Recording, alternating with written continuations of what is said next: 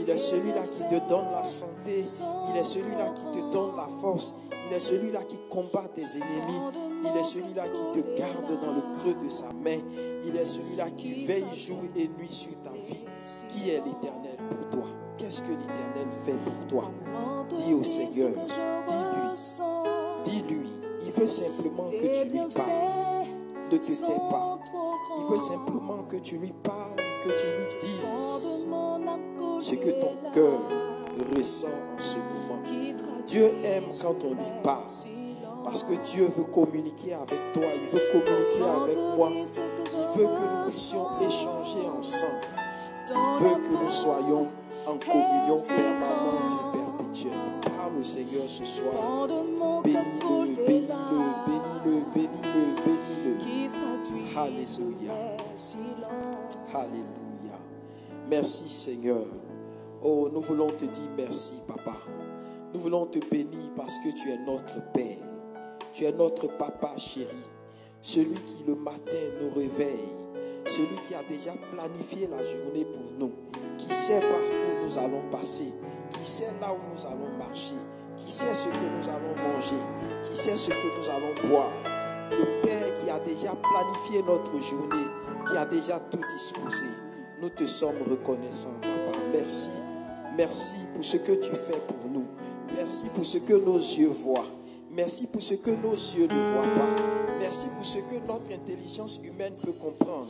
Merci pour ce que notre intelligence humaine ne peut pas comprendre. Toujours est-il, Seigneur, que tu n'es pas surpris par quoi que ce soit. Et nous te rendons grâce, nous te bénissons, Père. Merci. Merci, Papa. Que toute la gloire te soit rendue. Au nom de Jésus. Alléluia. Je lisais les psaumes et je suis tombé sur le psaume 104. Et il y a quelque chose qui m'a plu. Il y a plusieurs choses qui m'ont plu là-bas. Je veux les lire pour que nous puissions ensemble apprécier. Psaume 104 à partir du verset 13. Il est écrit ceci. De sa haute demeure, il arrose les montagnes. La terre est rassasiée du fruit de tes œuvres. Il fait germer l'herbe pour le bétail et les plantes pour les besoins de l'homme, afin que la terre produise de la nourriture, le vin qui réjouit le cœur de l'homme et fait plus que l'huile resplendit son visage, et le pain qui soutient le cœur de l'homme. Les arbres de l'Éternel se rassasient, les cèdres du Liban qu'il a plantés, c'est là que les oiseaux font leur nid. La cigogne a sa demeure dans les cyprès. Les montagnes élevées sont pour les boucs sauvages. Les rochers servent de retraite aux damans. Il a fait la lune pour marquer les temps. Le soleil sait quand il doit se coucher. Tu amènes les ténèbres et il fait nuit. Alors tous les animaux des forêts sont en mouvement. Les lionceaux rugissent après la proie et demandent à Dieu leur nourriture. Le soleil se lève, il se retire et se couche dans leur tanière. L'homme sort pour se rendre à son ouvrage et à son travail jusqu'au soir. Que tes œuvres sont en grand nombre, ô Éternel. Tu les as toutes faites avec sagesse. La terre est remplie de tes biens. Voici la grande et vaste mer. Là se meuvent en nombre des animaux grands, petits et grands. Là se promènent les navires et ce léviathan que tu as formé pour jouer dans les flots. Tous ces animaux espèrent en toi pour que tu leur donnes la nourriture en son temps. Tu la leur donnes et ils la recueillent. Tu ouvres ta main et ils se rassasient de bien. Tu caches ta face, ils sont tremblants. Tu leur retires le souffle, ils expirent et retournent dans leur poussière. Tu envoies ton esprit, ils sont criés et tu renouvelles la face de la terre. Que la gloire de l'Éternel subsiste à jamais. Que l'Éternel se réjouisse de ses œuvres. Il regarde la terre et elle tremble. Il touche les montagnes et elles sont fumantes. Je chanterai l'Éternel tant que je vivrai. Alléluia. Alléluia. Quand je lis ce passage, je me rends compte que Dieu est bon. Dieu est bon. Et tout ce qu'il a créé est pour un but. Tout ce que Dieu a fait il l'a fait dans un objectif. L'herbe qu'il a faite a un objectif. Le rocher qu'il a fait a un objectif. La mer qu'il a créée a un objectif. Tout ce que Dieu a fait a un objectif. Les animaux comptent sur lui pour manger. À plus forte raison, nous les hommes. Bien-aimés, soyons reconnaissants envers notre Dieu et chantons toujours le nom du Seigneur. Alléluia. Que le nom du Seigneur soit glorifié. Amen. Je veux nous emmener ensemble dans le psaume 51 que nous connaissons très bien. Psaume 51, ce psaume qui nous rappelle quelque chose d'important dans notre marche avec le Seigneur, la disposition de notre cœur. Ce psaume nous rappelle l'histoire de David lorsque Nathan s'est approché de lui pour lui présenter un cas énigmatique dans lequel David s'est d'abord emporté, disant qu'il faut punir celui qui a commis un tel acte. Et finalement, lorsque la parole de Dieu s'est retournée contre lui, David s'est tout de suite mis dans une position d'humilité pour demander pardon au Seigneur. Et voici ce que le psaume 51 nous dit. Lorsque Nathan, le prophète, vint à lui, après que David fut allé vers Bathsheba, « Ô Dieu, aie pitié de moi dans ta bonté.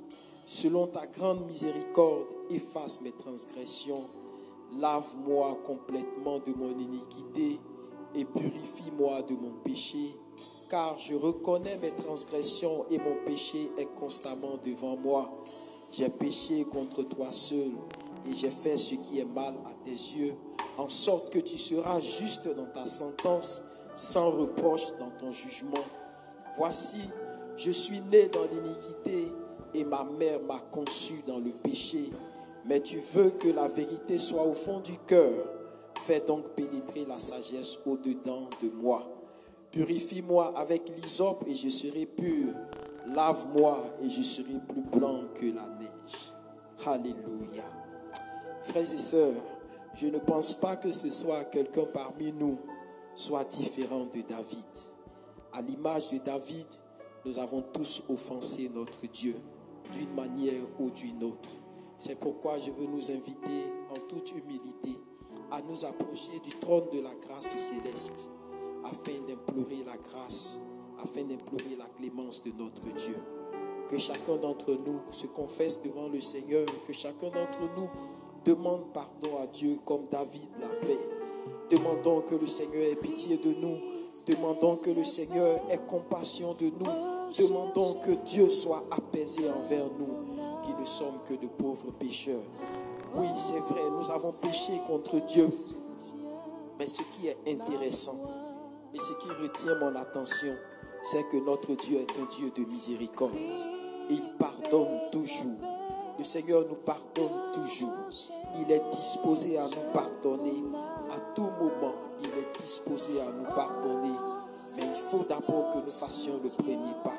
Ce soir, je t'invite à faire le premier pas, à parler au Seigneur, afin qu'en retour, celui-là qui est capable de laver toute iniquité, celui-là qui est capable de purifier de tout péché, qu'il puisse entrer en action ce soir pour nous laver comme il a fait pour David, pour nous purifier comme il a fait avec David, afin que nous soyons blancs, plus blancs que la neige. Alléluia. Seigneur notre Dieu, nous voici encore devant toi, ô Père, faibles, pécheurs, incapables par nous-mêmes de nous purifier, incapables par nous-mêmes de marcher dans les sentiers de la sanctification. Mais Seigneur, à tes pieds nous venons ce soir avec nos fardeaux. À tes pieds nous venons ce soir avec nos fardeaux, notre Dieu, pour les déposer devant toi, Seigneur. Décharge-nous, nous te prions, Père. Décharge-nous, libère nos cœurs qui sont chargés par le péché. Libère, notre Dieu, nos pensées qui sont oppressées par le péché. Libère notre vie, Seigneur, qui est oppressée par le péché. Oh Dieu, ce soir que ta miséricorde se manifeste envers nous. Seigneur, ce soir que ta miséricorde se manifeste envers nous. Seigneur, nous te prions. Saisis l'hysope, notre Dieu, et purifie chacune de nos vies. Seigneur, saisis l'hysope, trempe-la dans le sang de précieux de Jésus-Christ et purifie chacun d'entre nous. Seigneur, nous croyons que tu es notre Père qui nous aime, quel que soit ce que nous faisons, quel que soit ce que nous sommes, oh Dieu, tu es toujours prêt à nous accueillir. Et ce soir, nous voulons encore te dire merci, parce que nous croyons que tu tiens ta promesse, Père. La promesse qui dit que si nous confessons nos péchés, tu es fidèle et juste pour nous pardonner et pour nous purifier de toute iniquité. Seigneur, nous recevons cette promesse, nous l'accueillons avec joie et nous te disons merci parce que tu l'as fait encore ce soir pour nous. Tu nous as encore pardonné. Nous recevons le pardon par la foi et nous bénissons ton nom par Jésus-Christ notre Rédempteur. Alléluia. Alléluia. Bien-aimé, est-ce que tu es dans la joie ce soir? Alléluia. Tu peux acclamer le Seigneur parce que s'il y a une vérité que nous devons retenir, s'il y a quelque chose que nous devons garder dans notre cœur, c'est que notre Père est un Père compatissant, qui est lent à la colère, qui est riche en bonté. Et sa bonté encore ce soir se déploie pour nous faire du bien. Alléluia. Soyez tous bénis au nom de Jésus-Christ. Nous sommes au rendez-vous pour honorer le Père. Nous sommes là ce soir pour le 3e jour de notre programme.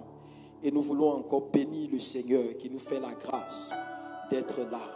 Avant que l'orateur ne prenne la parole, nous allons laisser l'occasion au groupe musical de nous entraîner avec un cantique dans la louange pour célébrer notre Dieu avant que la parole ne soit libérée. Groupe musical, en quelques 2-3 minutes, un cantique de louange pour glorifier encore une fois de plus notre Seigneur. Alléluia. Bien-aimés, nous voulons donner toute la gloire à celui qui est assis sur le trône. Alléluia.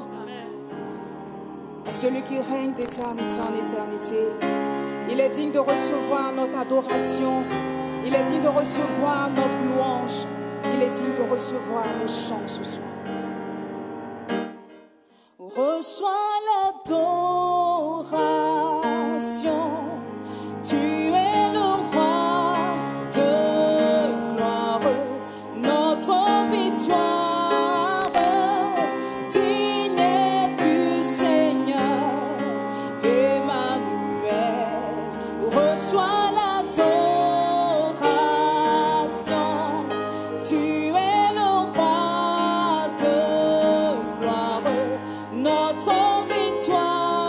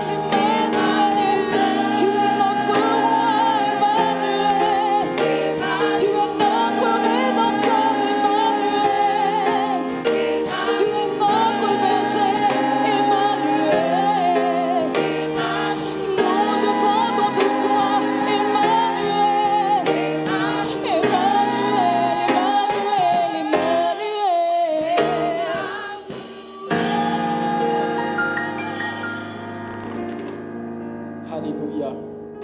Alléluia. Veuillez vous asseoir. Nous rendons grâce au Seigneur qui rend ce moment possible. Nous bénissons notre Dieu pour cette occasion.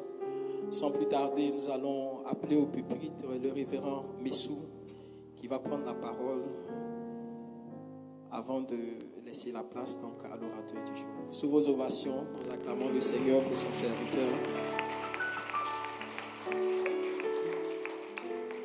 Gloire à Dieu. Je suis dans la joie quand on me dit allons à la maison de l'Éternel. Alléluia. Et je suis ma joie est grande lorsque dans la maison de l'Éternel je trouve des frères et des sœurs dans la joie. Alléluia. Mais ma joie est encore très grande lorsque dans la maison de l'Éternel je trouve des serviteurs et des servantes de Dieu d'une autre dimension, d'une dimension véritablement spirituelle et très élevée. Alléluia. Et mon cœur est débordant de joie ce soir parce que je suis dans la maison de l'Éternel et que vous êtes là et que les serviteurs et les servants de Dieu sont là. Et surtout que l'homme de Dieu, le bishop Georges Amouako est là. Ma joie est débordante ce soir. Alléluia, dans la maison de l'Éternel parce que je sais que lorsque toutes ces circonstances sont réunies, toutes ces figures sont réunies, Dieu ne peut que se manifester au milieu de son peuple et dans son sanctuaire. Alléluia. Est-ce que tu peux acclamer très fort le Seigneur?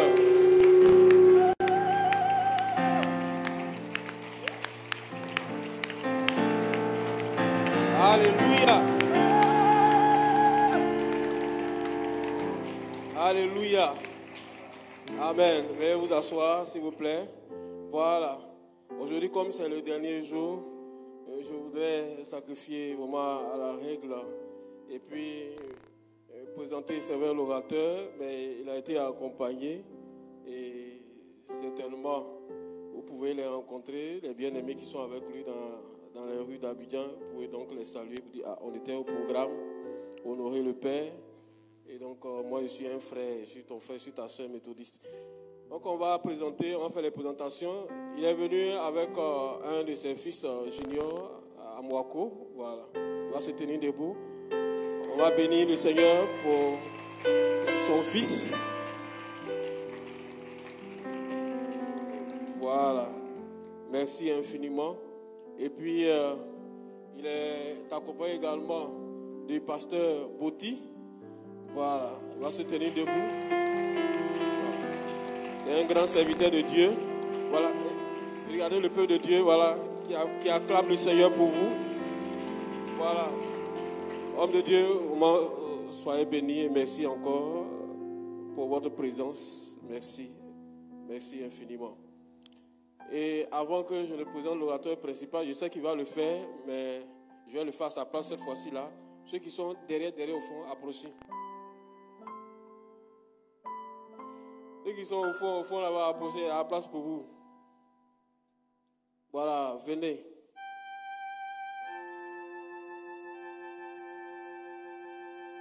Venez encore devant, on ne sait jamais. Peut-être qu'aujourd'hui là, Dieu a décidé de limiter l'onction au milieu. On ne sait jamais. Il peut y avoir un mouvement de l'esprit ici et puis derrière il n'y a rien. Voilà, il y a encore de la place devant, c'est pour vous. Voilà. Voilà, c'est bon. On est un peu devant. Si on peut s'approcher encore, ça nous fera du bien. Là, les derniers seront derrière. Et puis vous les premiers, vous serez premiers devant. Merci. On peut faire un mouvement encore, s'il vous plaît. Il y a encore de la place ici. Voilà. Oui, à chaque fois, le bishop dit, est-ce qu'on se communique? Mais si vous êtes loin, comment est-ce qu'il va communiquer avec vous? Voilà, donc vous venez devant là, il va communiquer avec vous, n'est-ce pas, bishop? Ok, maintenant, on peut véritablement, voilà, approchez, s'il vous plaît. Merci infiniment pour votre obéissance, Dieu. Que Dieu commence déjà à vous bénir. Voilà. Et donc, nous allons appeler ici maintenant le bishop Georges Amouako. On peut acclamer le Seigneur pour son serviteur.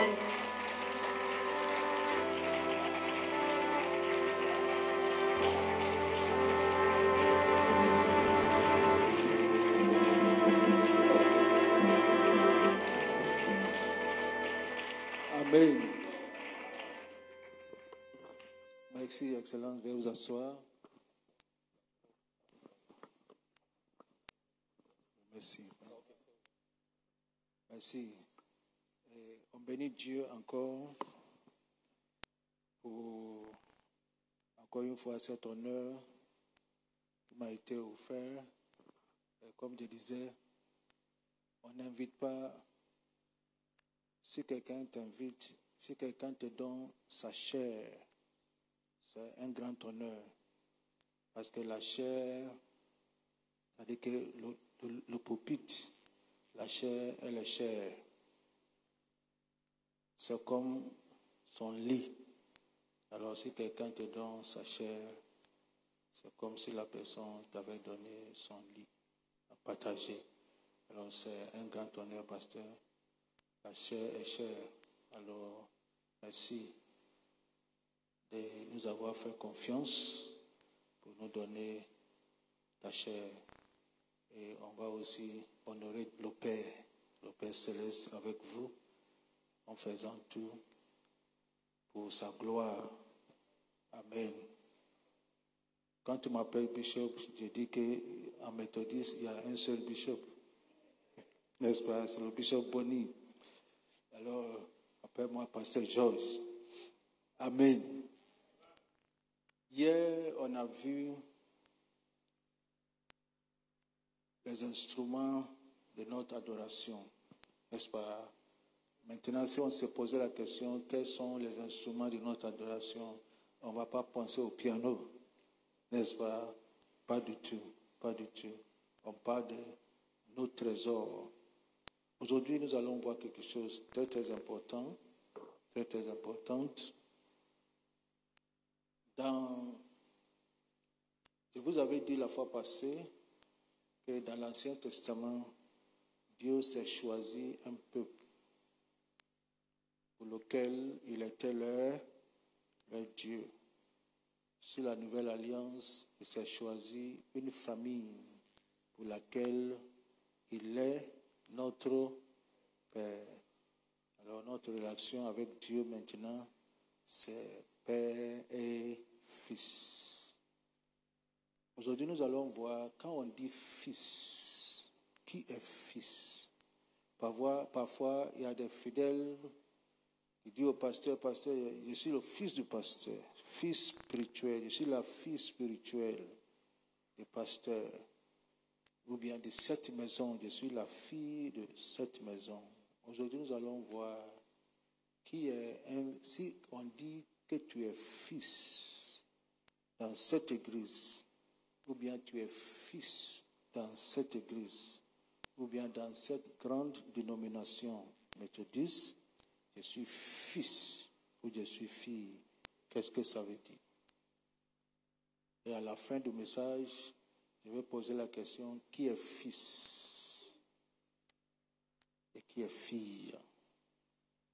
Seigneur, merci encore pour cet honneur.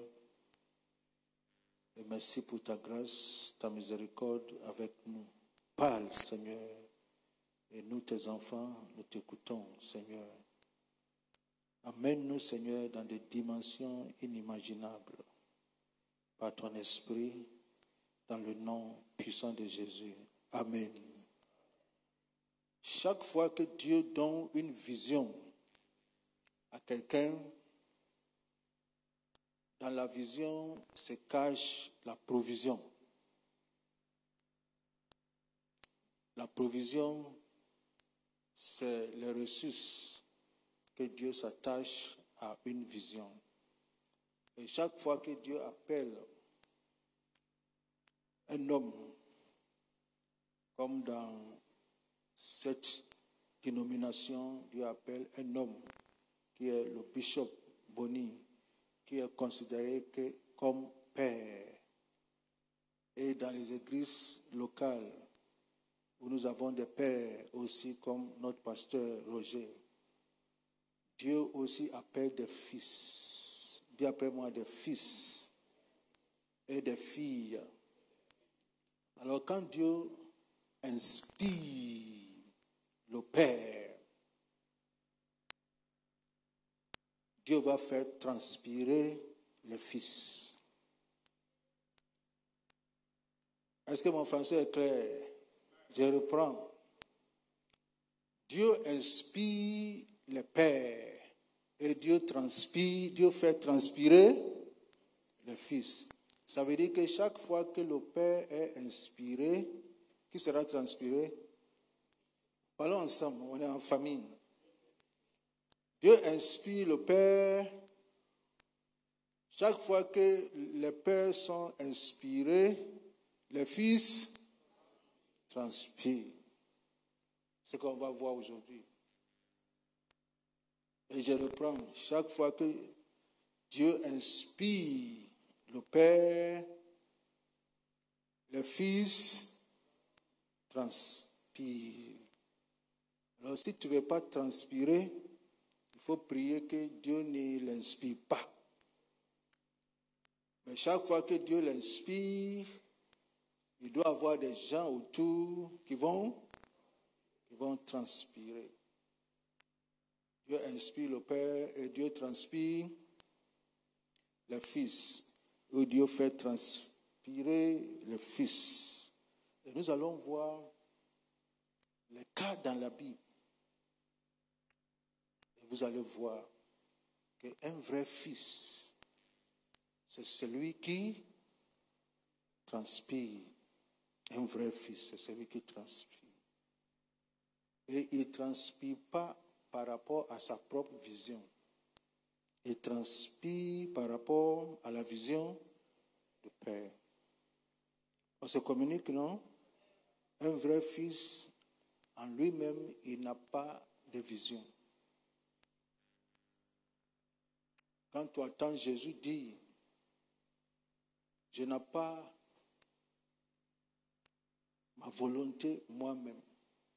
Je ne suis pas venu parler, je n'ai pas une parole de moi-même. Je suis venu dire la parole de celui qui m'a envoyé.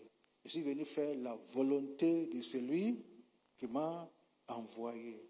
Un fils, il n'a pas volonté de lui-même. C'est à cause de ça, un jour, il a dit, Père, si c'est possible,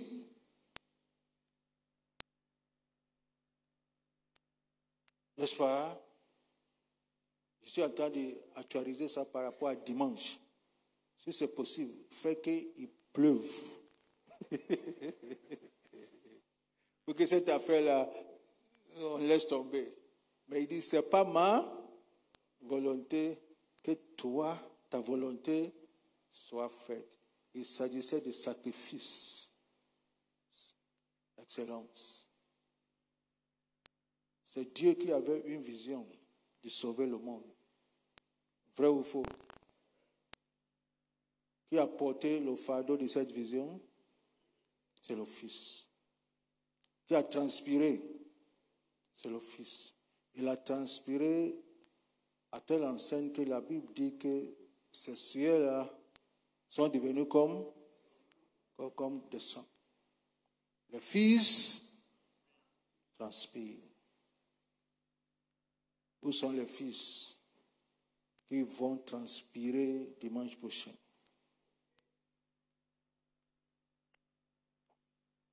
Le Père, tout ce que Dieu fait, Dieu lui donne inspiration. Mais si le Père n'a pas de fils pour transpirer, son inspiration là, c'est zéro. C'est zéro. En réalité, si le Père n'a pas de fils et de filles pour courir avec sa vision, pour transpirer pour la réalisation et l'accomplissement de la vision du Père, la vision du Père va rester dans sa tête. Vrai ou faux? C'est à cause de ça, Jésus, c'est le Père qui a vision de sauver le monde. Mais ce n'est pas le Père lui-même là qui va porter le fardeau, qui va transpirer. Lui, il a eu l'inspiration. Le Fils doit, et Jésus a bien transpiré, non? Très, très bien transpiré. Jusqu'à un moment donné, il pensait que le père même l'avait abandonné. Il a transpiré. Le père dit, je ne t'ai pas abandonné, c'est ma vision qui fait ça. C'est ma vision de sauver tout le monde à travers toi. Alors nous allons voir 4 fils dans la Bible. Comment ils ont transpiré. On a donné le premier, c'est Jésus.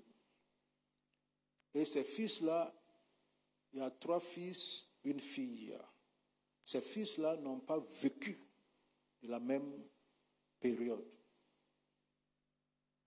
Ils ne se connaissent même pas. Mais on voit les caractéristiques de base d'un véritable fils. Le deuxième, c'est Isaac. À qui Dieu a donné la vision, Isaac ou Abraham? C'est Abraham. Je ferai de toi une grande nation. Je rendrai ton nom grand. Et ainsi de suite. Dieu le fait quitter de son pays où il n'était rien. Et Dieu lui dit, je ferai de toi une grande nation. Citoyen, simple citoyen d'un pays. Et Dieu fera de lui une grande nation. Il sera père d'une grande nation. Des nations même.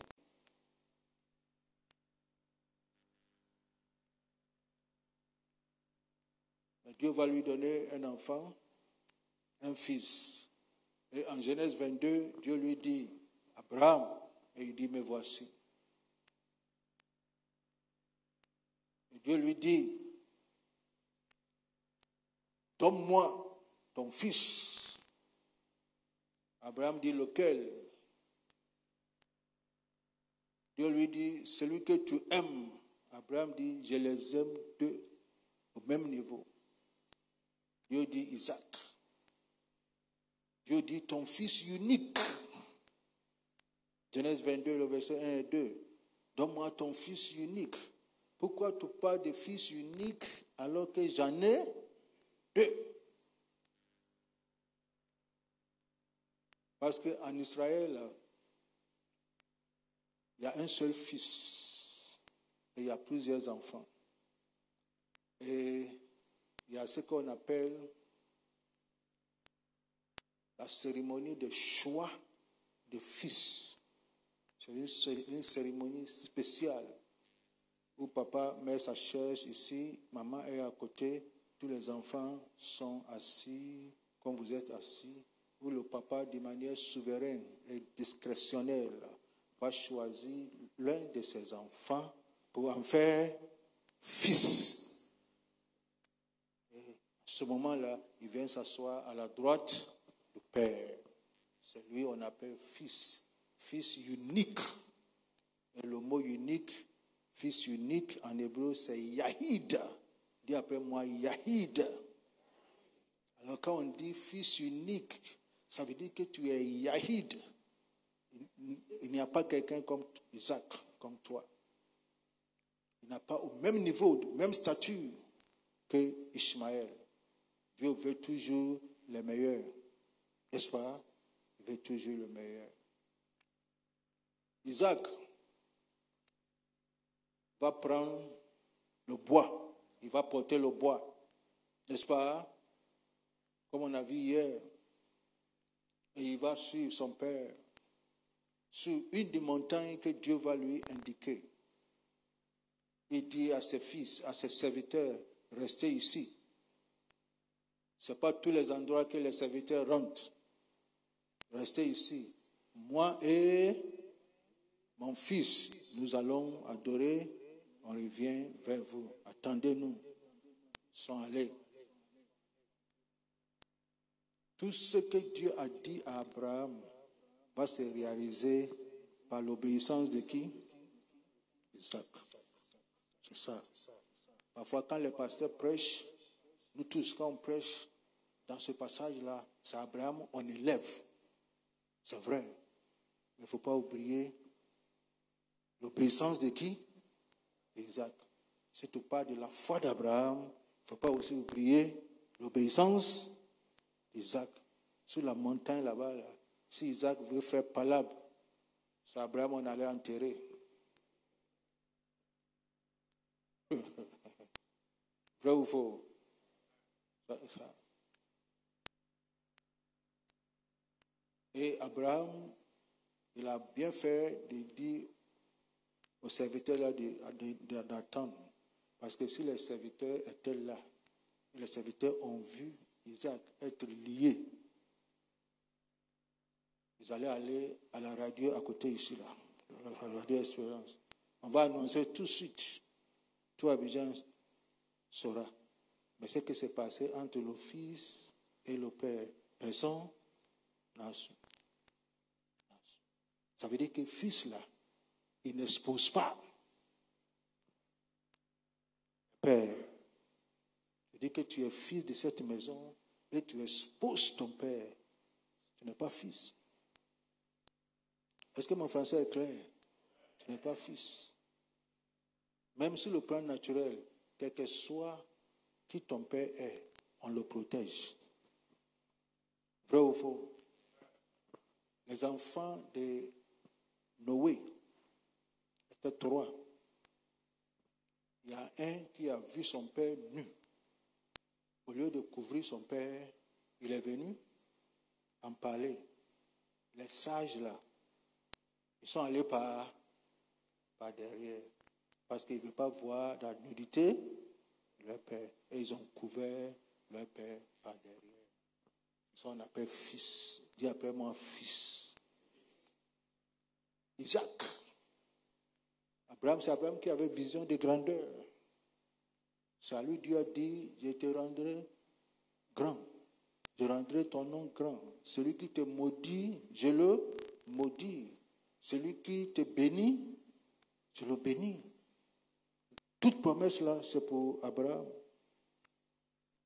Mais qui va faire matérialiser cette promesse d'Abraham? C'est Isaac. Par son obéissance. Isaac n'a pas forcé. Il n'a pas ouvert sa bouche. Il n'a pas discuté. Papa, si Dieu t'a parlé, tu acceptes. On l'a attaché. Attaché. Quand papa a fait sortir le couteau, il a regardé son fils et il voulait égorger son fils. Et le Père Céleste parle. Laisse l'enfant. Dieu n'a pas dit laisse ton fils. Mais au départ, Dieu dit sacrifie-moi ton fils. Et quand Abraham a levé le couteau pour égorger son fils, Dieu n'a pas dit laisse ton fils. Dieu dit laisse l'enfant. Parce qu'à partir de ce moment-là, Isaac est enfant de qui? Enfant de Dieu. Symboliquement, Abraham a déjà fait ce que Dieu lui a dit de faire, n'est-ce pas? Parce que Dieu regarde où? Il regarde le cœur. Il ne touche pas l'enfant. C'est maintenant de ce que tous mes crains. Et Dieu a commencé à libérer des paroles de bénédiction sur Isaac. Ta postérité. Dieu dit, la Bible dit, Dieu dit à Abraham, je te bénis. En bénissant, je te bénis. En multipliant, je te multiplie. Et je bénis ta postérité. Ta postérité possédera la porte de ses ennemis. Tu as commencé à bénir la postérité d'Abraham. À cause de l'obéissance de qui? D'Isaac. Le père a la foi. Le fils, il obéit. C'est ça, il obéit. Sans tout comprendre, sans comprendre tous les détails. Est-ce que Isaac comprenait tous les détails? Non. Et l'endroit où Abraham a symboliquement sacrifié son fils, l'endroit s'appelle la montagne de Morija. Morija. 1000 ans plus tard, quelque chose va se passer.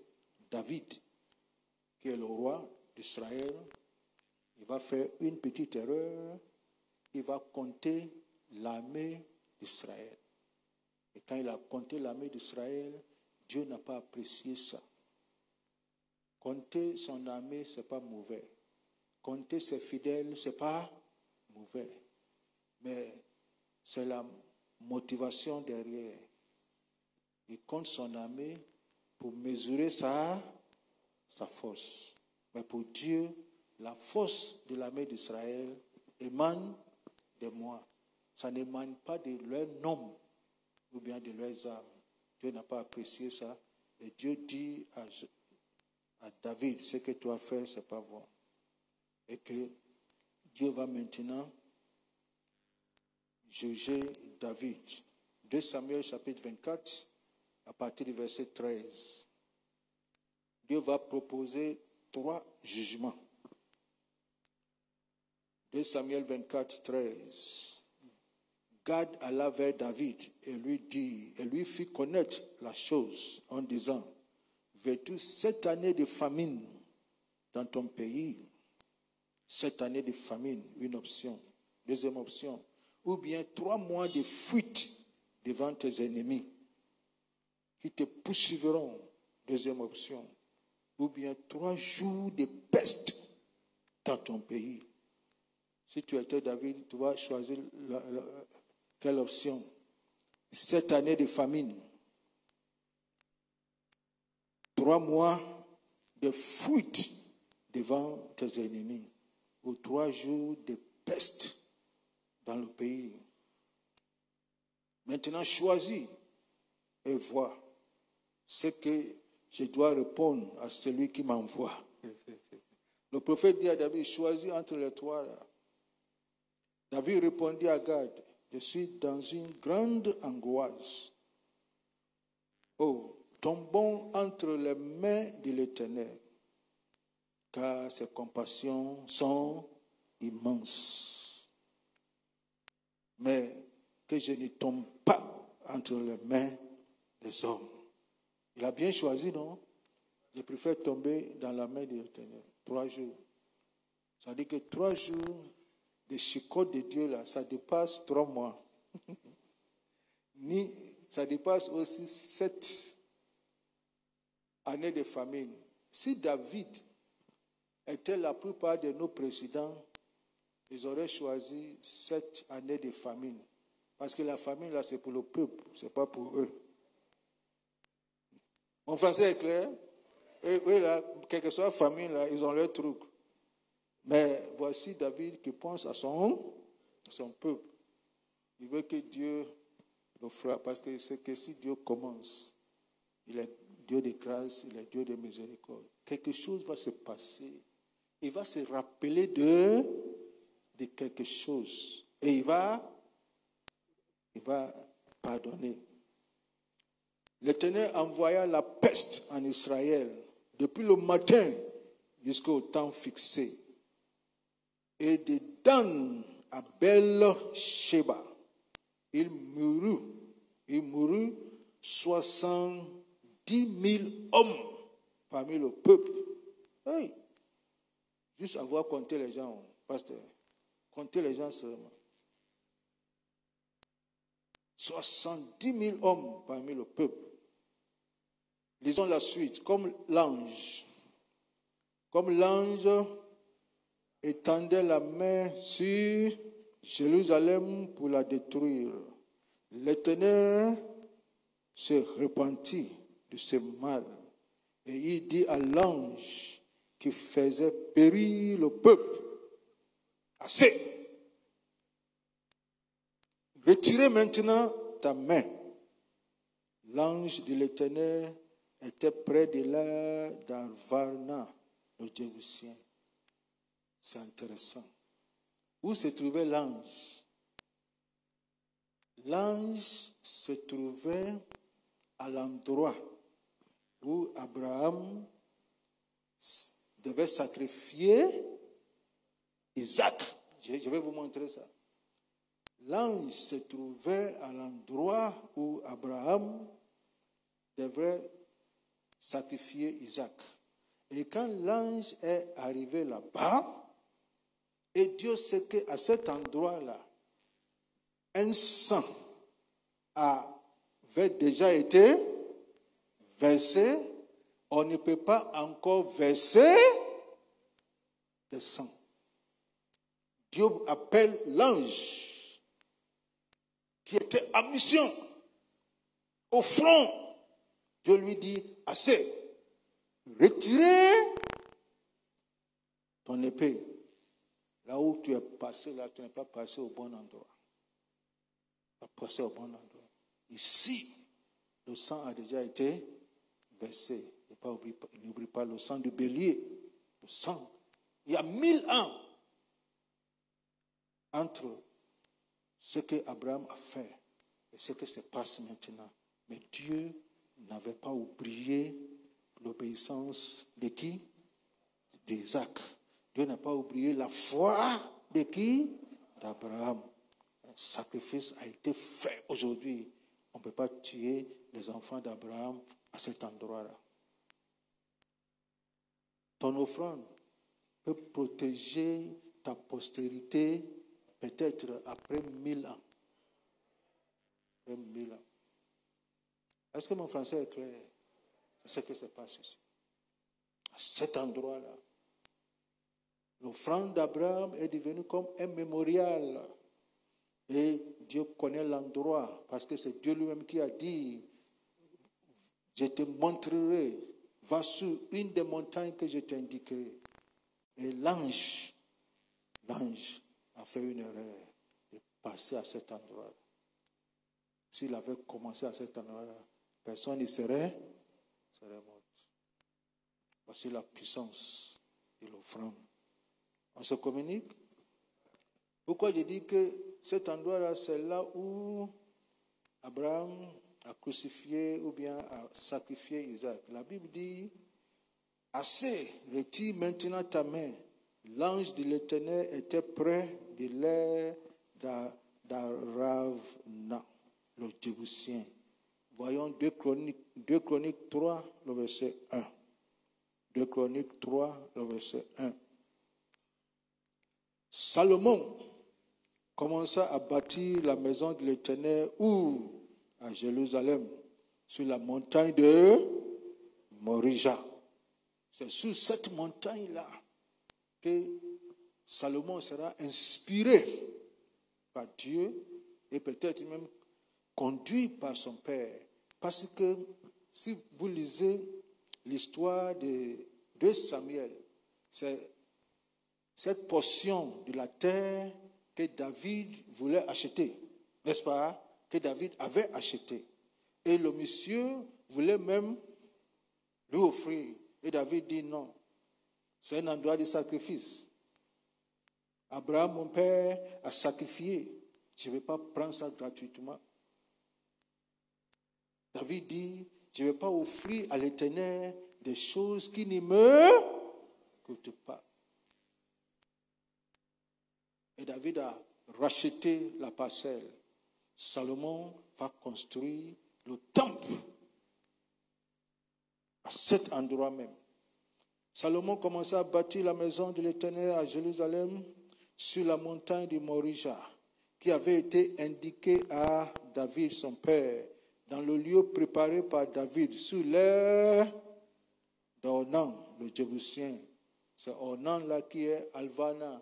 Si tu peux contacter plusieurs versions, tu vas voir que c'est la même personne. Sur l'air d'Ornan, l'air d'Alvana ou bien, je ne sais pas. C'est cet endroit-là que Abraham, 1000 ans d'avant, a sacrifié Isaac. Et quand l'ange tuait les enfants d'Israël, les enfants d'Abraham, et l'ange est arrivé ici, Dieu dit, ici on ne tue pas. Ici, quel que soit ce que tu as fait, le sang ne verse pas. On ne versera pas ton sang, quel que soit ce que tu as fait. Parce qu'ici, il y a un sang qui a été versé. Et l'ange a retiré sa main. Et je déclare, quiconque te poursuit spirituellement, même si l'ange a été ordonné de retirer le tranchant de son épée, ce n'est pas un démon que Dieu ne peut pas ordonner. Quiconque te poursuit, quiconque en veut à ta vie, nous déclarons sur la base de la parole de Dieu, retire ton épée. Déclare avec moi, retire ton épée. Je suis sur un endroit où un sacrifice a déjà été fait à ma faveur.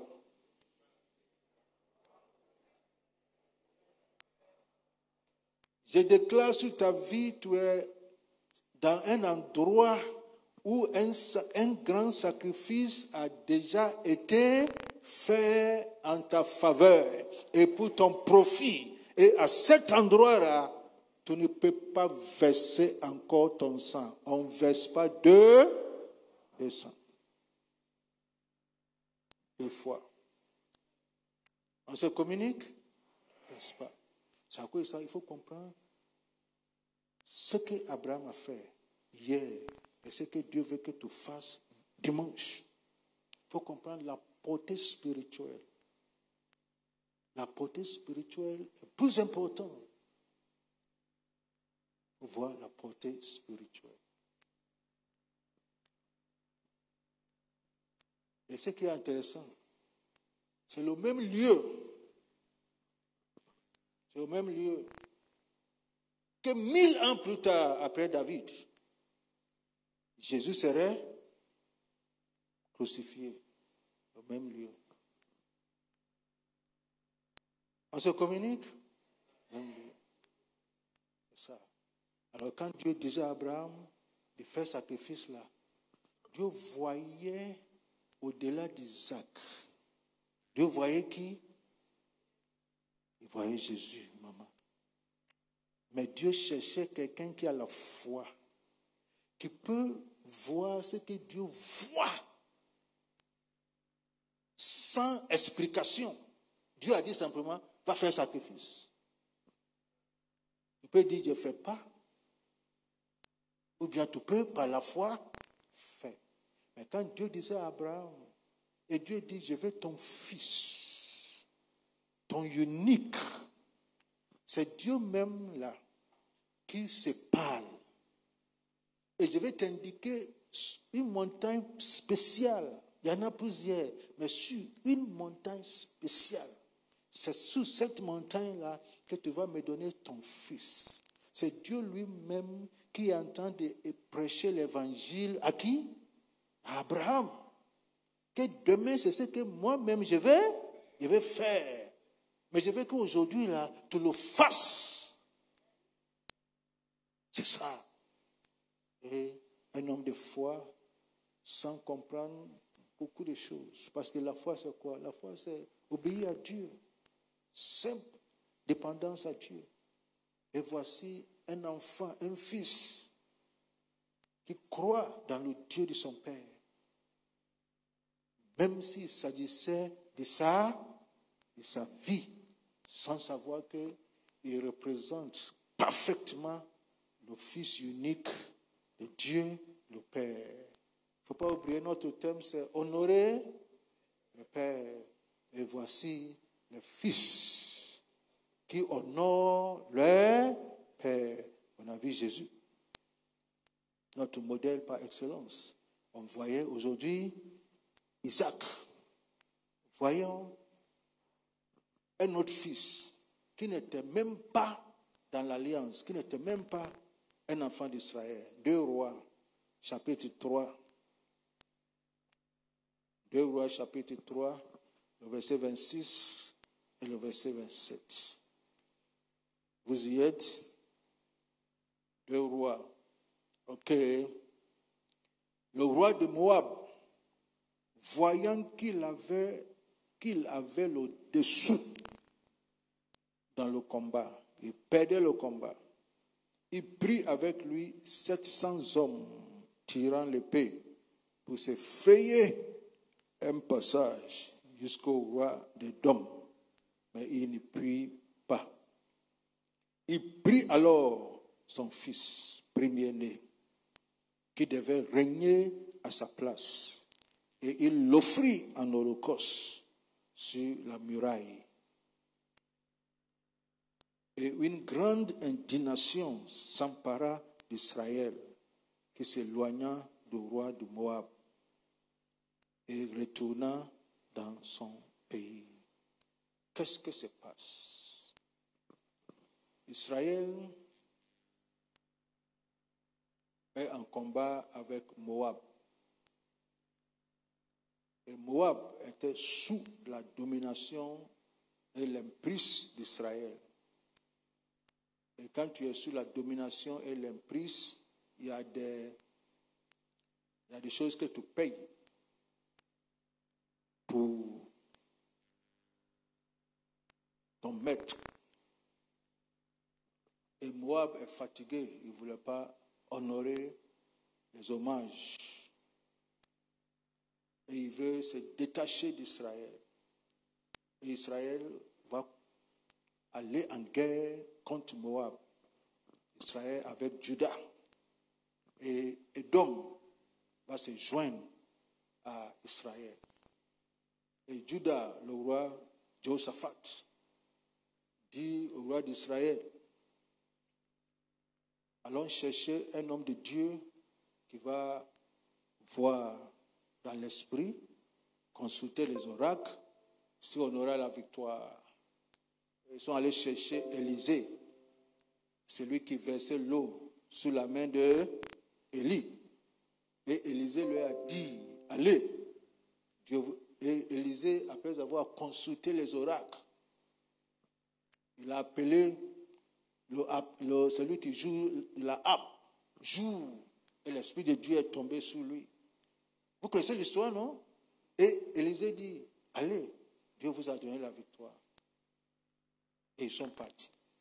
Et effectivement, dans la guerre, Dieu donne la victoire à Israël. Moab, on dit que voyant qu'il avait le dessous dans le combat, ça veut dire voyant qu'il perdait le combat, comme le prophète avait dit, il allait chercher 700 hommes tirant l'épée. Ça, c'est le commando du haut niveau. 700 pour un renfort. Mais ça n'a pas marché. Mais il ne voulait pas accepter la défaite. Il allait prendre son fils. Quand rien ne marche, sacrifice de fils peut changer l'atmosphère. On se communique? Il dit sacrifice de fils peut changer l'atmosphère. Il allait prendre son fils. Il lui a dit, fiston, et son fils là, c'est lui qui devait régner avec lui. Il a appelé son fils. Junior, viens. Et Junior est venu. Viens. Ça, c'est mon fils biologique. C'est mon troisième enfant. Il dit, la guerre là, pour qu'on ait la victoire, il faut que je te sacrifie. Il faut que je te sacrifie. Si tu ne te sacrifies pas, on ne va pas avoir victoire. Oui. Si tu étais junior, qu'est-ce que tu allais dire? C'est ça, tu vas perdre, hein? C'est à cause de ta victoire. Ah, tu vas perdre. Ça même là, si tu en parles avec sa maman, ça là, tu as perdu la guerre même. Tu as perdu la guerre même. À cause de ta victoire, tu vas tuer mon fils. Tu vas te divorcer là, après tu vas voir. Junior dit, papa, fais comme tu veux. Moab n'est pas roi d'Israël. Il ne connaît pas Dieu. Est-ce que vous voyez? Il a pris son fils. Il l'a mis sur le mur. La Bible dit holocauste. Ça veut dire qu'il a brûlé. Brûlé son fils. En public. Assois-toi. En public. Et qu'est-ce qui va se passer? Voyons la fin. La Bible dit, et une grande indignation s'empara Israël qui s'éloigna. L'atmosphère a changé en faveur de Moab. Et Israël se retire. C'est que 700 hommes n'ont pas pu faire. Sacrifice d'un fils a changé l'atmosphère. Tout le monde dit, les fils transpirent. Oh, je vous entends pas. Le père s'est inspiré. On ne sait pas qui l'a inspiré. Mais c'est qu'il s'est inspiré. Et son fils a transpiré. Où sont les fils de cette maison?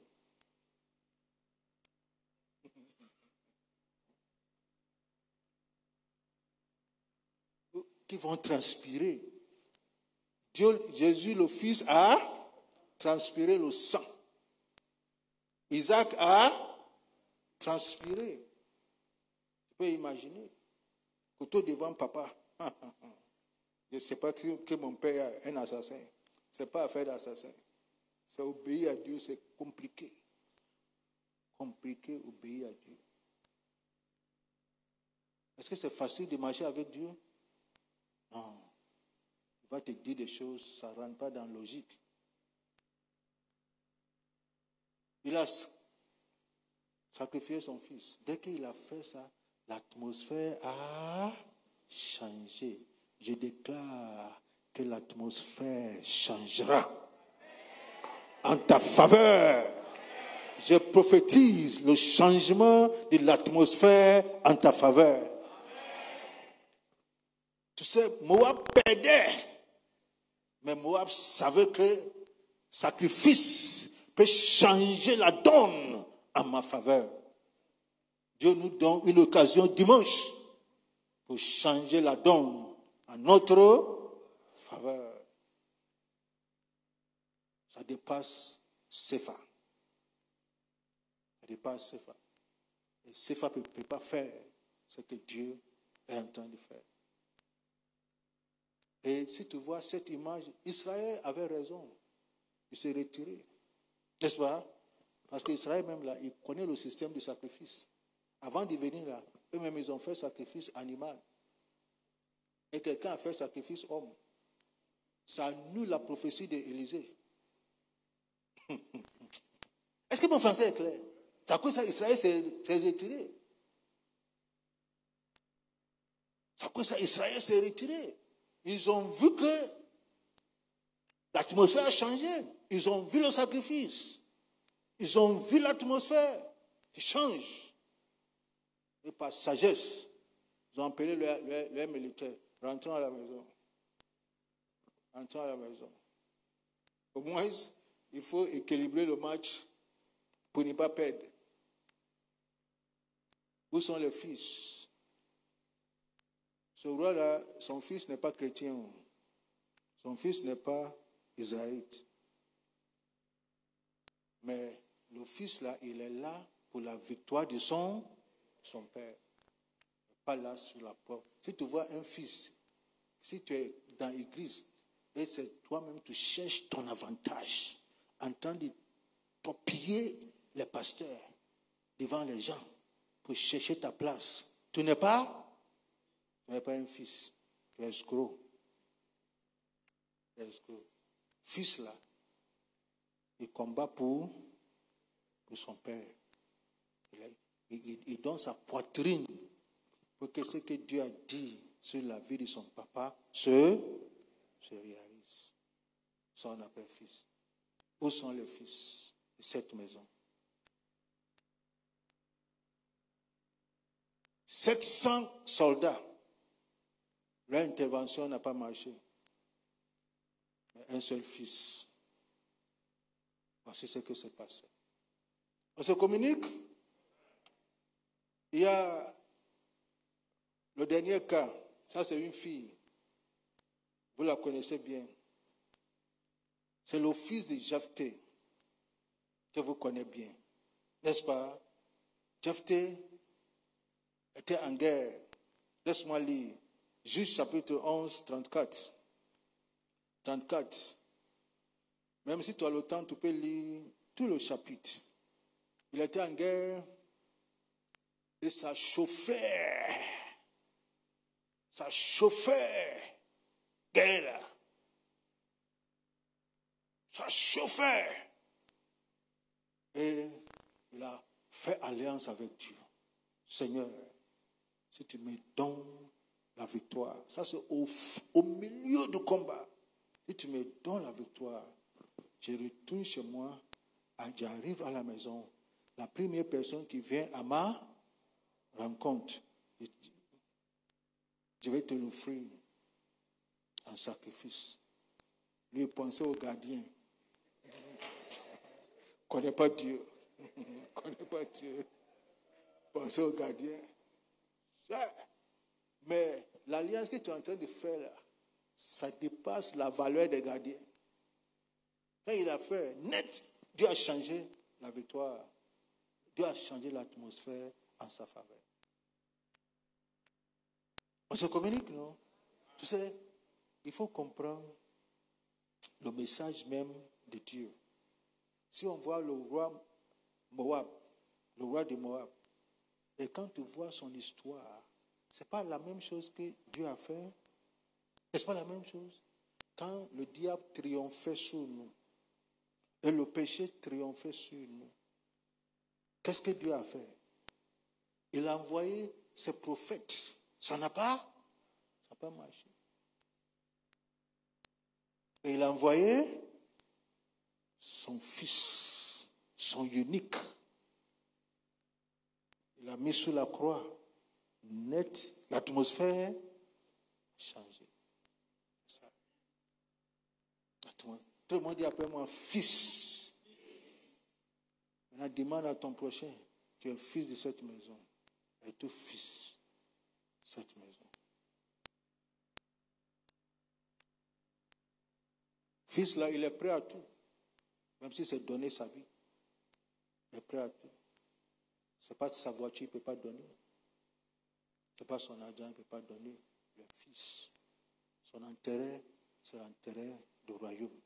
Alors voyons, Jephthé, il a fait alliance. Seigneur, si tu me donnes la victoire, j'arrive à la maison. Quiconque vient à ma rencontre, première personne qui vient à ma rencontre, je te l'offre.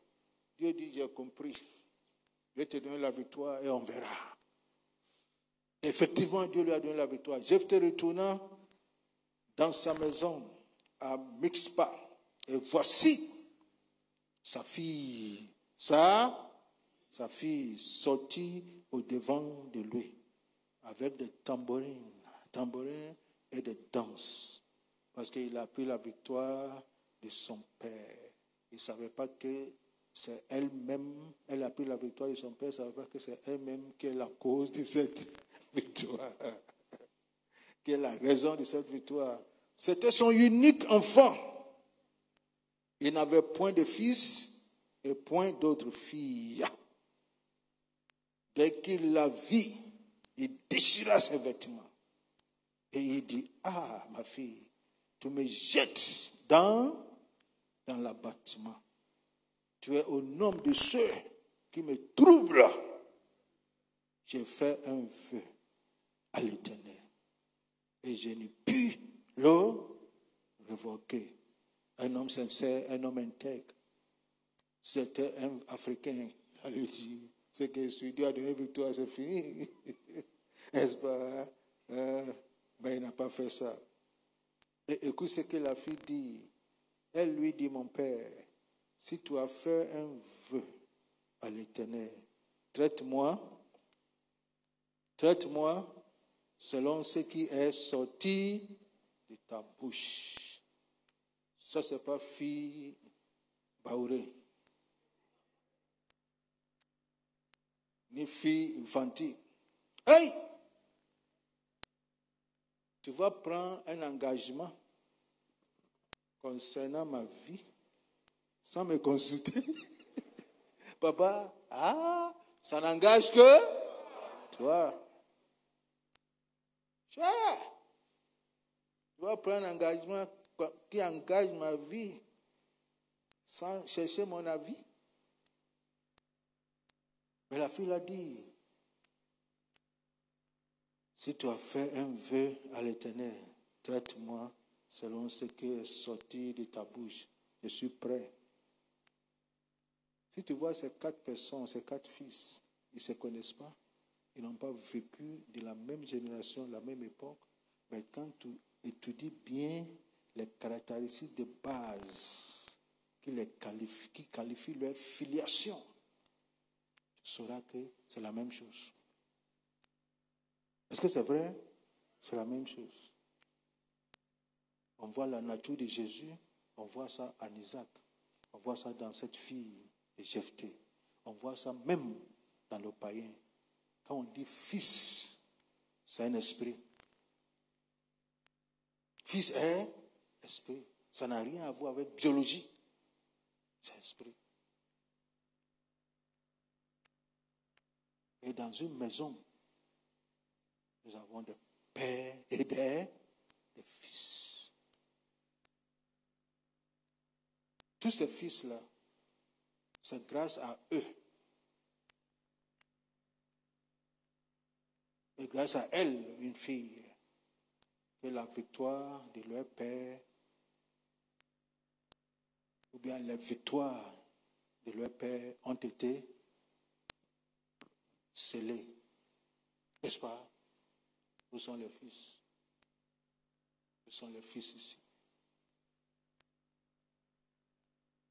Parfois on dit, je suis fidèle de telle église. Tu es fidèle par rapport à quoi? Quand tu es fidèle, c'est dans un moment difficile, on doit voir ta fidélité. Et dans la plupart du temps, c'est un moment difficile, là, il quitte l'église. Et il dit qu'il est fidèle. Fidèle à quoi?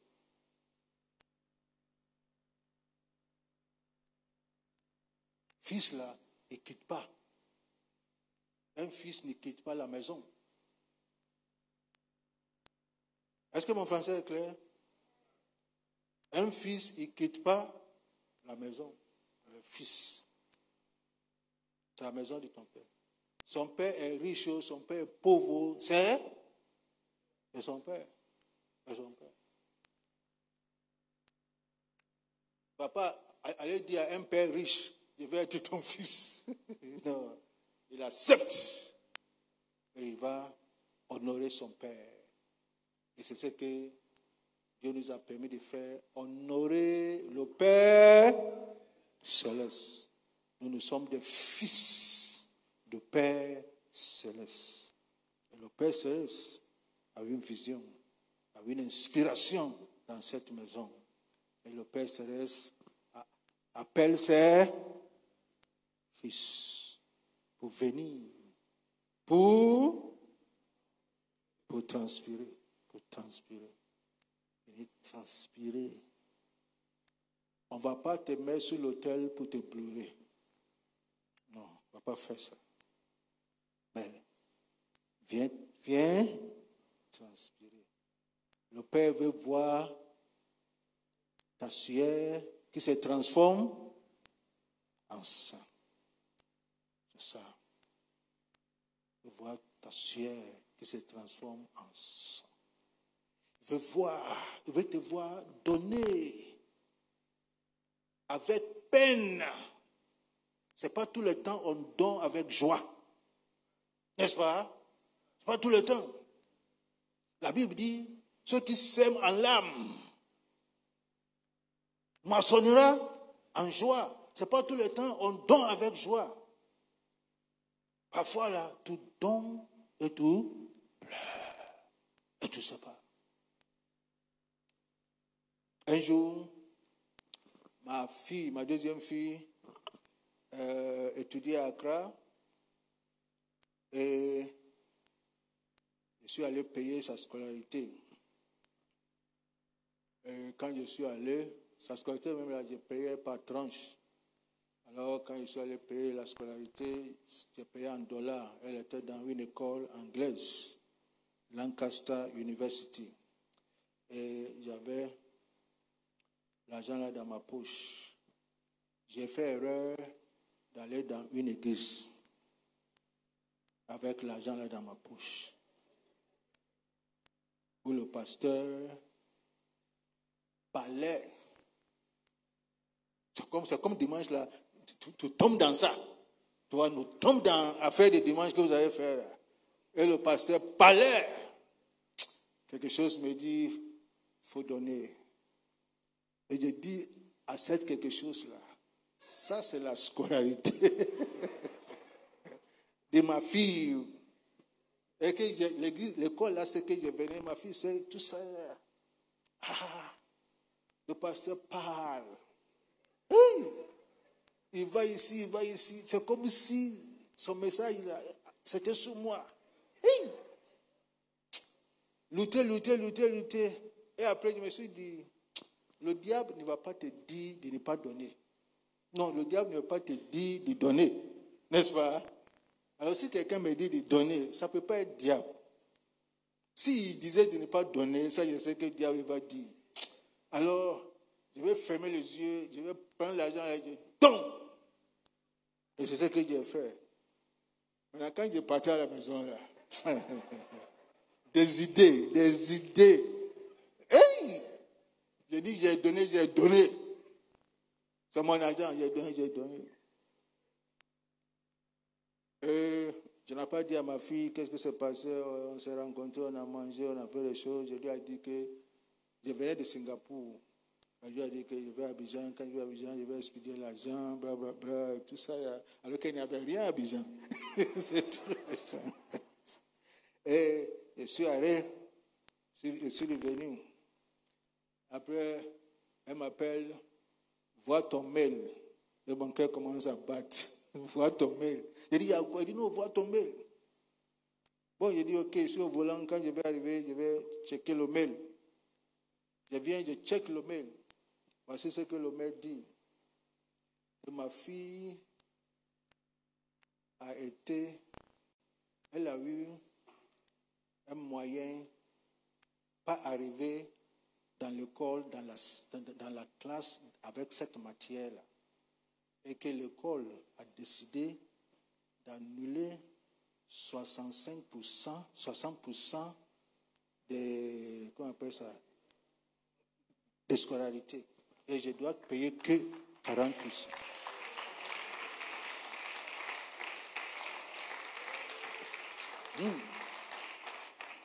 Hey. Et quand j'ai calculé 60% annulé là, c'était exactement le montant que j'ai donné. Et j'ai commencé à pleurer. Et ce n'est pas annulé d'un jour. On dit, à partir de maintenant, là, chaque année, c'est-à-dire 3 ans qui suivent, il a fait 4 ans. Première année, là, 3 ans qui suivent, là, j'ai payé 40%. 40%. Ça.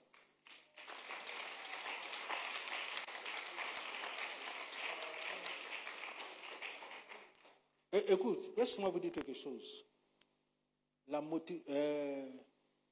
On ne donne pas pour que Dieu nous bénisse. Dans la plupart du temps, c'est ce qu'on pense. Non. On donne parce qu'on aime Dieu. La motivation derrière mon don, ou bien ma libéralité, c'est mon amour pour Dieu. Il nous a aimés. Nous l'aimons parce qu'il nous a aimés le premier. Nous donnons parce qu'il nous a donné le premier. Nous pardonnons parce qu'il nous a pardonné le premier. Mais quand on donne, naturellement, Dieu nous bénit. Et parfois même, là où tu attends la bénédiction, là, ça ne passera pas par là-bas. Est-ce que vous voyez, là où tu attends la bénédiction, je n'ai jamais attendu quelque chose comme ça. Et moi, quand je ne donnais pas pour recevoir. Je sais que dans tous les cas, quand on donne, Dieu bénit. Mais Dieu, je me suis dit, Dieu est en train de tenter mon obéissance, n'est-ce pas? Ma fidélité. Et j'étais très content. Et à sa dernière année, elle a encore tapé, grave même, dans l'école. Elle a tapé. où 2 entreprises, quand on faisait graduation, là, la remise des diplômes, là, 2 entreprises étaient là pour la chercher à faire stage.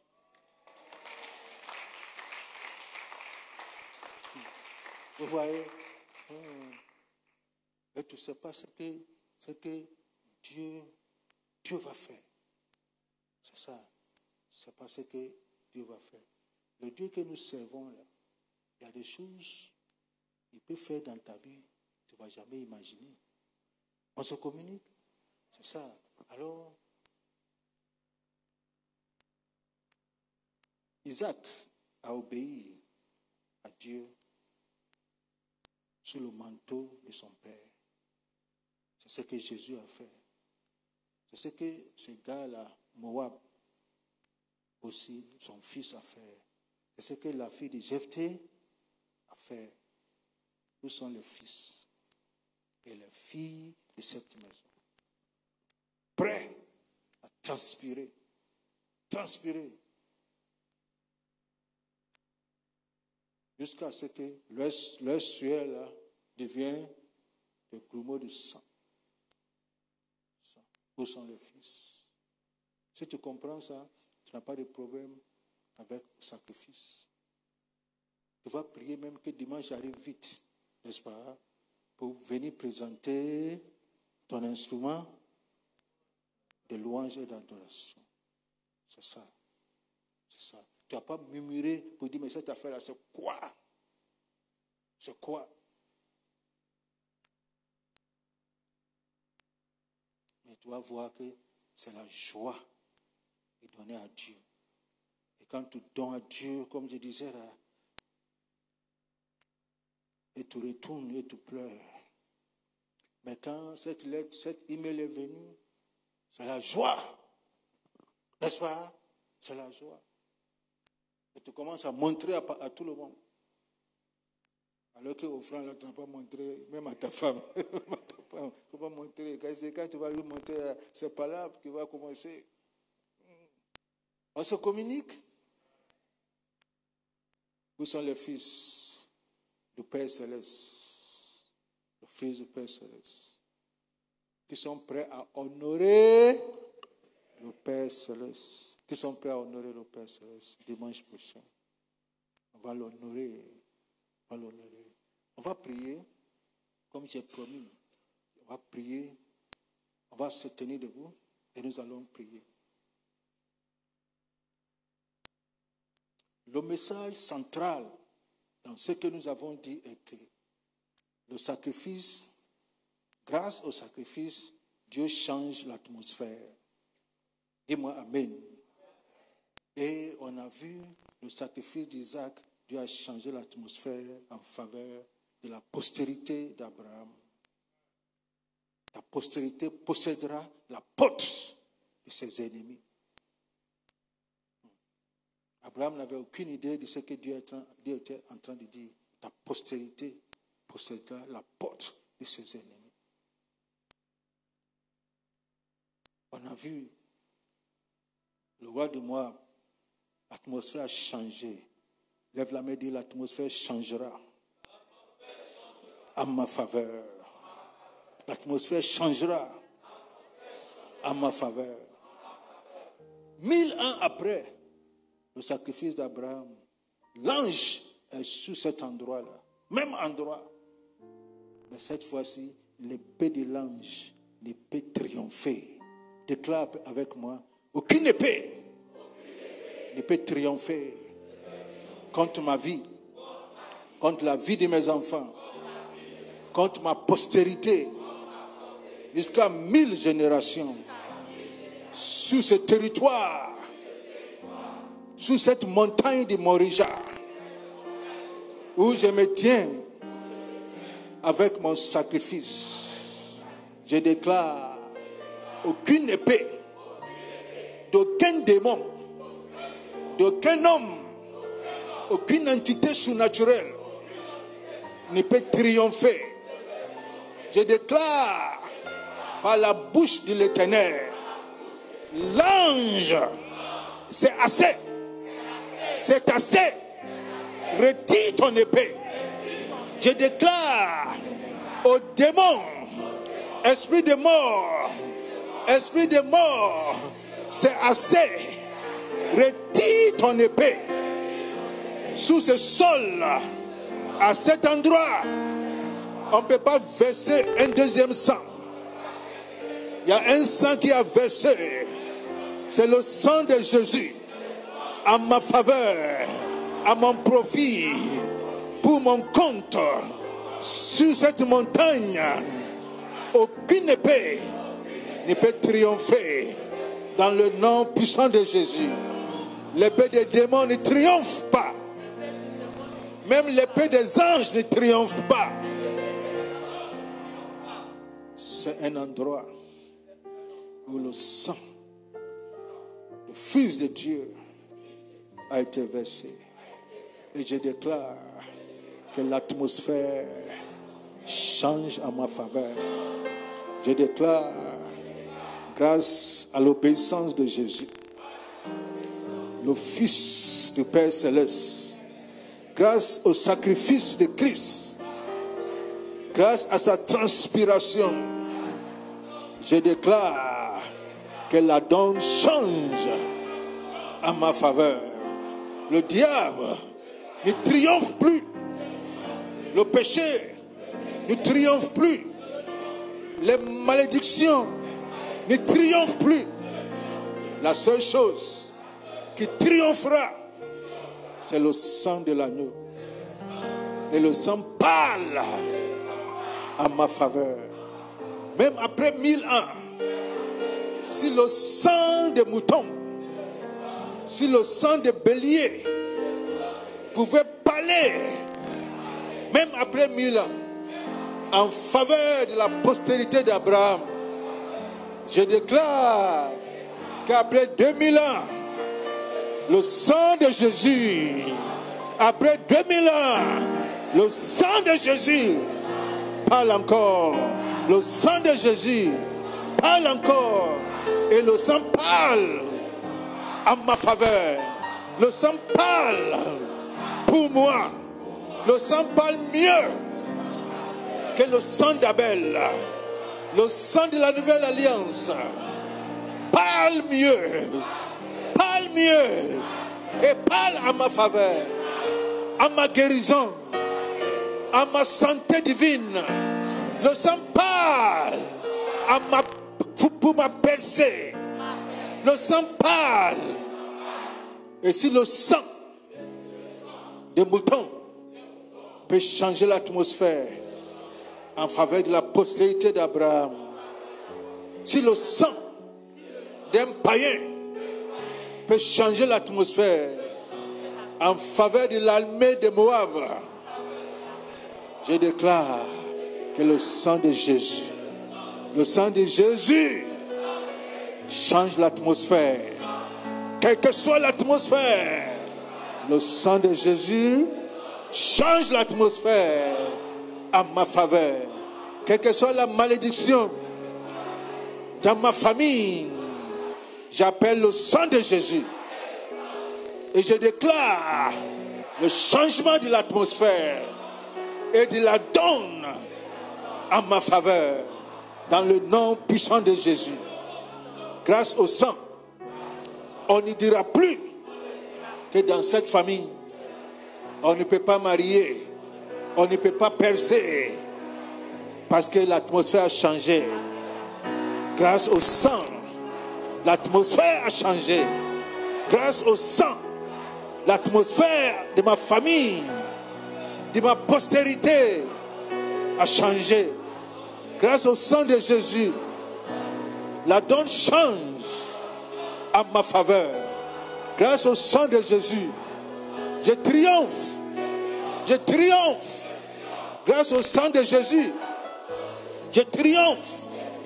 Et je déclare que grâce au changement de l'atmosphère, l'ennemi se retire. L'ennemi se retire. C'est pour ton bien de te retirer, oh ennemi. Sinon ta chute sera spectaculaire. Lève la main et bénis Dieu. Bénis le Dieu, Dieu d'alliance, Dieu d'alliance, Dieu du sang, Dieu d'alliance, Dieu d'alliance, Dieu d'alliance, Dieu d'alliance. Merci Seigneur. Toi la gloire, toi la gloire, toi la gloire, toi la souveraineté. Honorez le Père, honorez le Père, honorez le Père céleste. Nous sommes tes fils et nous voudrons t'honorer d'ici dimanche. Nous voudrons t'honorer, ô Père céleste, ô Père céleste. Nous voudrons t'honorer avec nos vies, avec nos biens, avec tout ce que tu nous as donné. Nous voudrons t'honorer. Toi la gloire, toi la majesté, toi la dignité. Thank you, Jesus. Thank you, Jesus. Thank you, Jesus.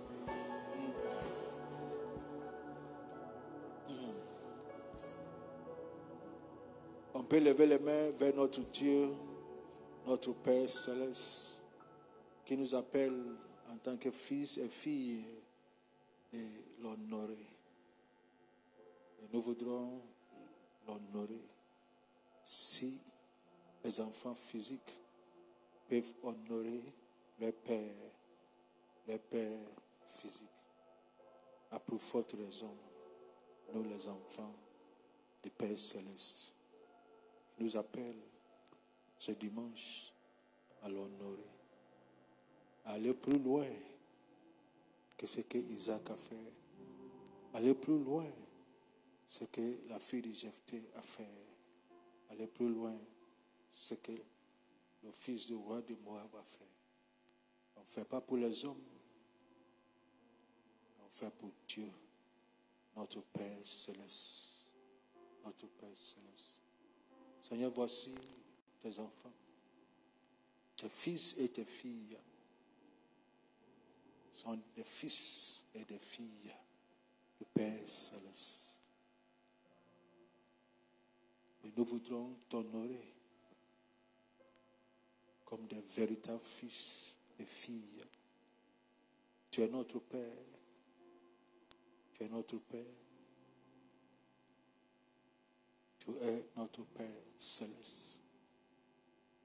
Et tu nous dis, un enfant honore son père, un serviteur son maître. Et si je suis le Père, où est mon honneur? Si je suis le maître, où est mon honneur? C'est pour cela que nous avons décidé en tant qu'Église d'honorer notre Père céleste avec nos biens, avec nos trésors, et t'honorer, d'aller même au-delà de ce que nous avons eu l'habitude de faire, et que la moisson de cette année et surtout la mini-moisson de ce mois soit purement prophétique pour ta gloire. Et je déclare sur la vie de tes enfants et tes fils et tes filles le ciel ouvert. Dis-moi Amen. Le ciel t'est ouvert. Le ciel te restera ouvert. Ton ciel ne sera jamais fermé. Dans le nom puissant de Jésus. Et ton Père céleste, il te donne de la rosée du ciel. Il te donne de la graisse de la terre. Tu mangeras les meilleurs fruits de cette nation. Il te donne une place divinement réservée. Et ta portion et ta part sont divinement réservées. Reçois cette grâce et reçois cette faveur. Toi, tes enfants, les enfants de tes enfants, ta postérité jusqu'à 1000 générations. Et cette adoration que tu vas manifester dimanche, ce sacrifice sera un mémorial devant Dieu pour 1000 générations. Après 1000 ans, cette offrande parlera encore pour ta postérité, pour toujours. Le ciel est ouvert. C'est l'heure de la pluie de bénédiction. Tu vas arroser l'autel et je déclare, Dieu arrosera, inondera ton sol et ta terre, ton ministère, ton foyer, ton entreprise, tes affaires seront inondées par la pluie de bénédiction. Tu n'auras pas de place pour recueillir cette pluie de grâce, cette pluie de faveur, cette pluie de bénédiction que Dieu fasse prévoir sur ta vie, sur la vie de Jubilé, sur la vie de cette église et sur la vie de chaque membre de cette église. La pluie est tombée. Rentre dans ta grâce et dans ta faveur, dans le nom puissant de Jésus. Dis-moi Amen. Alléluia. Merci. Veuillez vous asseoir, Excellence. Merci. Encore une fois, merci pour cet honneur. La chair, elle est chère. Et je crois que ces 3 jours sera un temps spécial. Et la bénédiction qui va en découler dépassera des années. Dépassera des années. Et cette bénédiction va te poursuivre dans le nom puissant de Jésus. Tes enfants, tes petits-enfants, jusqu'à 1000 générations, en bénéficiera de la grâce de Dieu sur ta vie. L'atmosphère a changé. Dis à quelqu'un, l'atmosphère a changé. Le ciel s'obscurcit des nuages et la pluie tombe. Que le Seigneur vous bénisse. Amen.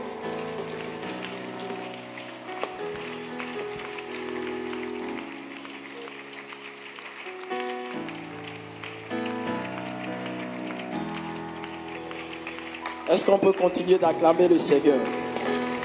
On peut élever le niveau de l'acclamation pour notre Dieu. Alléluia. Alléluia. Que le nom du Seigneur soit béni. Alléluia. Je n'ai pas envie qu'on s'asseye parce que ce que nous venons de recevoir ce soir est tellement fort. Avec la permission de mes supérieurs, du catéchiste, du président des prédicateurs, avec votre permission, peuple de Dieu, nous allons tendre nos mains vers notre Père, le bishop Amwako, et nous allons élever la voix vers le Père Céleste. Nous allons dire au Père Céleste, souviens-toi de ton Fils que tu as établi pour qu'il puisse révéler les profondeurs de ta parole. Commence à élever la voix, prie pour le serviteur de Dieu ici présent. Demande que le Seigneur continue de l'utiliser puissamment. Demande que Dieu le conduise dans un ministère encore plus grand. Demande la faveur de Dieu sur sa vie, sur sa famille, sur son ministère. Demande que les ciels s'ouvrent davantage sur son ministère. Demande que la puissance de Dieu l'accompagne, qu'il aille de victoire en victoire, de triomphe en triomphe, de percée en percée, qu'il aille de témoignage puissant en témoignage puissant à la gloire de Dieu. Prie le Seigneur. Si tu as été béni à travers sa vie, prie que la bénédiction se retourne au centuple sur sa vie. Prie que ce que tu as reçu à travers sa vie se multiplie davantage pour lui-même, pour sa famille, pour son ministère. Que le Seigneur permette qu'on parle de lui dans les nations, partout. Qu'il soit un témoignage vivant, un témoignage puissant de ce que Dieu est capable de faire pour les hommes et pour les femmes. De ce que Dieu est capable de faire encore aujourd'hui.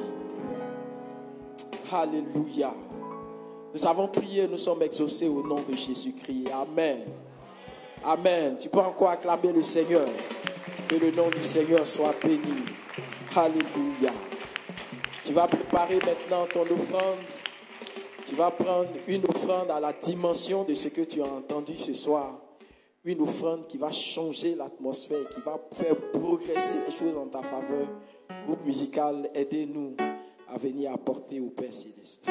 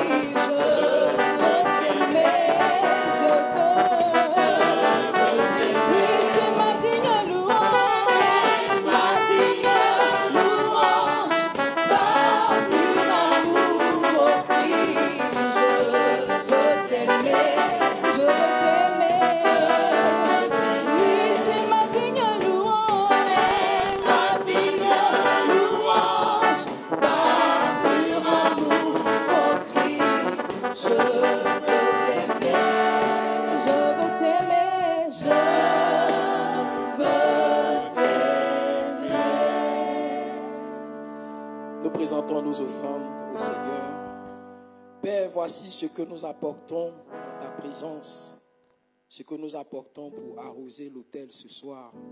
Seigneur, à travers ce que nous t'avons apporté, souviens-toi de nos vies et que la pluie vienne en abondance sur nous, au nom de Jésus-Christ. Amen. Je vais demander au service de communication de venir nous donner les informations par rapport à notre programme.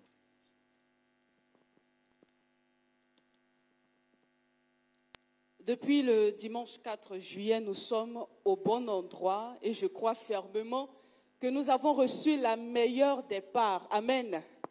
Amen. Au nom du comité d'organisation de la Moisson de l'Espérance, nous voulons remercier, chers paroissiens, fils bien-aimés, vous remercier pour votre présence à ce rendez-vous, de la connaissance qui débouche sur notre mini-moisson, dont le thème est « Rendez l'honneur à qui vous devez l'honneur ». Comment rendre l'honneur? C'est ce qui nous a été révélé ces 3 jours durant par le bishop, le révérend pasteur Georges Amwako. Et je voudrais vous demander d'acclamer le Seigneur pour son serviteur. Amen. Alléluia. Que le nom de notre Dieu soit béni. Amen. Prochain rendez-vous après ces 3 jours, dimanche 11 juillet. Dites avec moi, dimanche 11 juillet. C'est trop faible. Dimanche 11 juillet. Nous aurons 2 cultes. Le premier à partir de 7 heures. Le premier à partir de 7 heures et le second à partir de 9h30. Nous savons que c'est une organisation qui se fera par classe méthodiste. Et comme le révérend pasteur l'a dit le dimanche, veuillez vous rapprocher de vos conducteurs de classe méthodiste pour connaître votre heure de passage. Venons, adorons autrement notre Père avec nos offrandes, nos instruments d'adoration. Amen. Avant de vous quitter, nous voulons rappeler ces instruments d'adoration que nous avons et que nous vous présentons depuis plusieurs dimanches déjà, qui ne sont autres que nos kits. Nous avons 5 kits pour cette moisson de l'espérance. Le kit du berger à 150 000 francs CFA. Le kit du prophète à 100 000 francs CFA. Le kit d'Azaph à 500 000 francs CFA. Le kit du bon samaritain ou Tabitha à partir de 25 000 francs. C'est un kit qui est réservé à nos mères veuves et à nos frères ou sœurs orphelins. Et enfin, le kit du sacrificateur pour tous ceux qui désirent être enregistrés comme sacrificateurs. Ce kit comprend un service de Sainte Seine à 1 million de francs CFA, un service de baptême, 300 000 francs. Il y a des nappes aux couleurs liturgiques à 500 000 francs CFA. Et enfin, la commission finance du comité d'organisation se tient à votre disposition pour recevoir tous vos instruments d'adoration. Entendez toute votre contribution ou toutes vos contributions pour cette moisson 2021.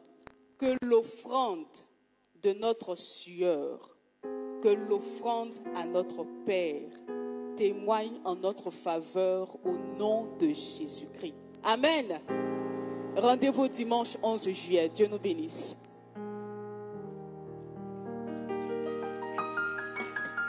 Merci à la communication. Je vais laisser la parole à notre catéchiste pour le mot de fin.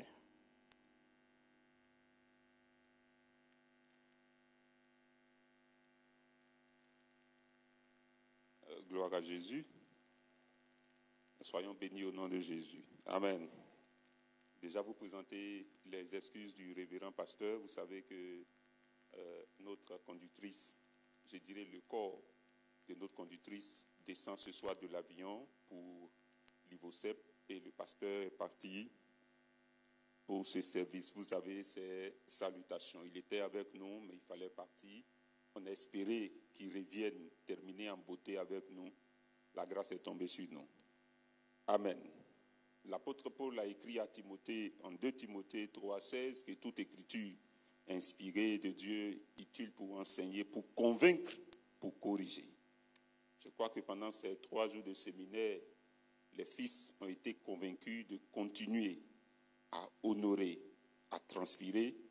Les fils ont été instruits à corriger ceux qui jusque-là ne transpirent pas encore, pour que nous apprenions à transpirer, à honorer le Père. Nous voulons ici, au nom du conseil, donc au nom du révérend, dire merci au pasteur Amwakon, lui dire vraiment merci. Il a accepté d'être avec nous, que la grâce de Dieu soit son partage. Au début, on a présenté son serviteur qui est, on est homo et on est frères dans la foi, on se connaît très bien, et Dieu fait grâce et on se retrouve. L'Église de Jésus-Christ est une et indivisible. On va apprendre à honorer nos pères. Frères et sœurs, le message il est simple, préparons-nous dimanche, préparons surtout notre instrument d'adoration pour que dimanche, le Père soit honoré. La grâce de Dieu soit sur nous. Que le ciel ouvert déclaré reste ouvert sur nous. Amen. Toutes mes excuses, j'ai l'appel de mon chef. Permettez que je prenne cet appel. Groupe musical, donnez un cantique. Peut-être qu'il est tout prêt.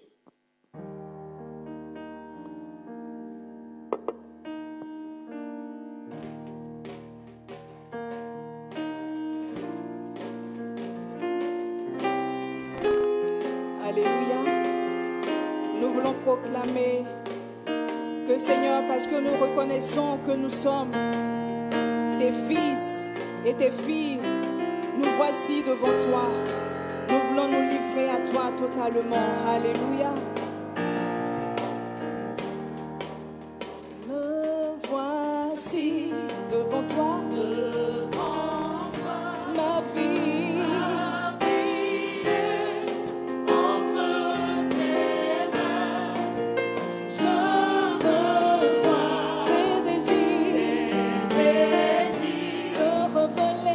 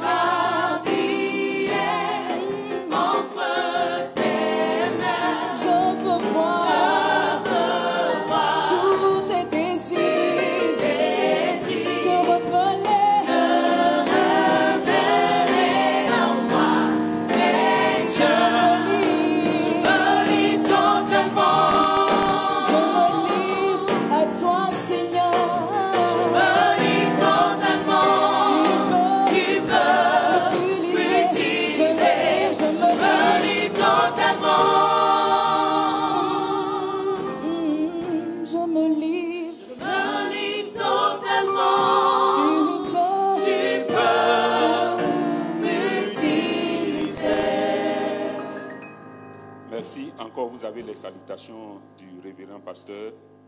Malheureusement, il ne pourra pas nous prendre avant la fin. Ils sont encore au service. Nous allons nous tenir debout. La chorale va donner le dernier cantique. Et nous allons appeler le pasteur pour venir donner la bénédiction. Merci.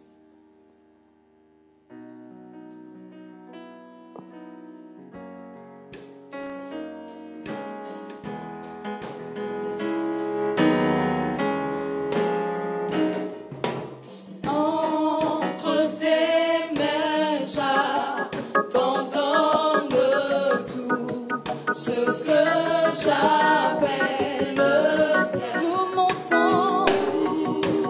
temps et ma personne, mes affections, mais entre tes mains, j'abandonne ce que j'appelle tout mon temps et ma personne, mes affections, mais oui, prends tout Seigneur, oui, prends tout Seigneur, oui, prends tout Seigneur, entre tes mains, j'abandonne tout avec oui, oui, prends tout Seigneur, oui, prends tout Seigneur, entre tes mains, j'abandonne tout avec